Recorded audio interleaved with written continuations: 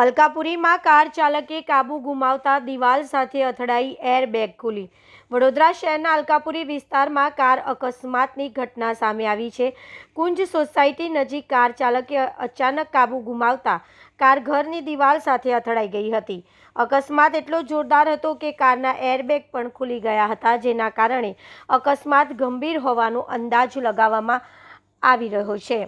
પ્રાથમિક માહિતી મુજબ આ અકસ્માત વહેલી સવારે થયો હોવાની શક્યતા વ્યક્ત કરવામાં આવી રહી છે। બનાવ બનતા જ આસપાસના લોકો ઘટના સ્થળે એકત્રિત થઈ ગયા હતા। હાલ અકસ્માતમાં કોઈને ઈજા પહોંચી છે કે નહીં તેની ચોક્કસ માહિતી સામે આવી નથી। ઘટનાની જાણ થતાં પોલીસને જાણ કરવામાં આવી હતી અને સમગ્ર મામલે વધુ વિગતો મેળવવા તપાસ હાથ ધરવામાં આવી હતી।